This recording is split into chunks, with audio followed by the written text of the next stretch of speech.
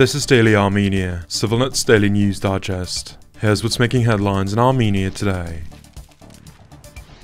The Armenian government has reiterated that while it remains open to outsourcing the business management of infrastructure projects, any transfer of territorial control or legal jurisdiction remains out of the question. In a Facebook statement today, Prime Minister Nikol Pashinyan's spokesperson Nazali Baghdasaryan said the territorial integrity, sovereignty and jurisdiction of the Republic of Armenia of course cannot be delegated. The business management of railways, pipelines and power lines can. In fact, the maintenance and administration of highways in Armenia has always been outsourced to private companies. The statement came one day after SivilNet published a report outlining conflicting remarks by senior officials on the US proposed leasing agreement for a road through Armenia's southern Sunik province. The proposal, publicly confirmed by US Ambassador to Turkey, Thomas Barak, included a 100-year lease of a 42-kilometer road, incorrectly cited by Barak as 32 kilometers, to be administered by a neutral operator, facilitating transit between mainland Azerbaijan and its Nakhichevan exclave. While Armenia has repeatedly rejected any extraterritorial arrangement, Prime Minister Pashinyan has left open the possibility of third-party management under Armenian jurisdiction. He cited precedents, such as the Zvartnots airport and the South Caucasus Railway, that are managed by foreign companies but remain Armenian state property. Baku has insisted that Azerbaijani cargo and citizens must be able to transit through Armenia without seeing Armenian border guards. Baghdasaryan dismissed such demands as incompatible with Armenia's laws, emphasizing that the country has never discussed and will not discuss scenarios that remove Armenian oversight. At an event dedicated to the humanitarian crisis in Gaza, held in New York at the United Nations headquarters, Armenian Deputy Foreign Minister Vahan Kostanyan reiterated Armenia's support for the two-state solution as the only viable path to lasting peace in the Middle East. All hostilities must stop, a ceasefire must be established and maintained, all detainees and hostages must be unconditionally released, and humanitarian aid must flow freely, Kostanyan said in his speech on Tuesday.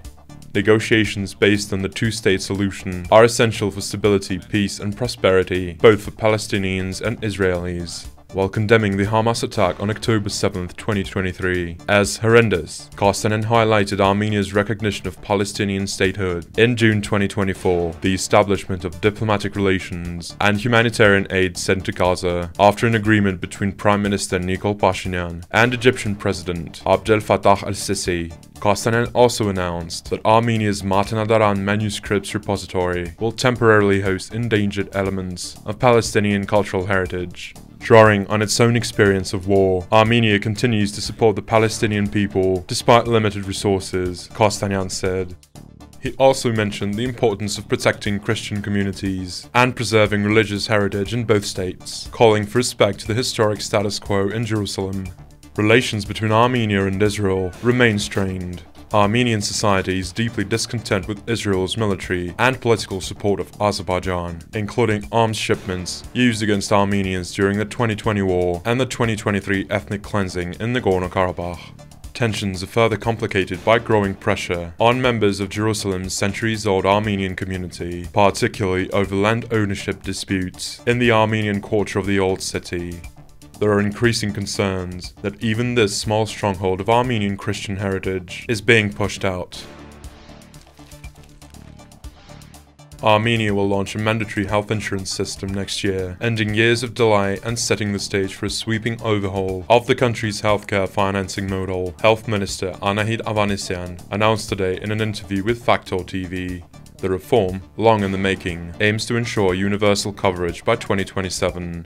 According to the draft law circulated in 2023, citizens will pay an annual premium of approximately $420, with vulnerable groups such as children, the elderly, and the disabled covered by the state. The package is currently under government review.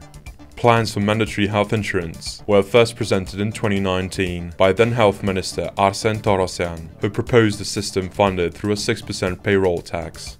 That proposal was met with strong opposition from Finance Minister Atom Janjuhasyan, who warned that the tax would disproportionately burden salaried workers and run counter to the government's stated goal of lowering the overall tax load. The program envisions a unified insurance package, regardless of income, with coverage varying only by age and gender.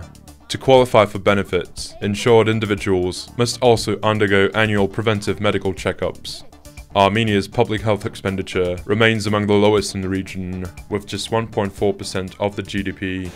The Health Ministry argues that without a stable funding mechanism, Armenia's healthcare system will continue to suffer from fragmented services, underpaid staff, and unequal access. A new insurance fund and national register are planned to manage the program and ensure accountability. Yerevan is facing a serious environmental and public health issue, as most garbage containers across the city remain uncovered.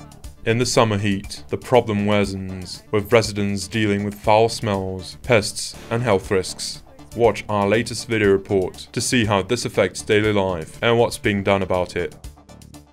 And as always, please follow CivilNet for the latest news and independent reporting from our contributors on the ground here in Armenia.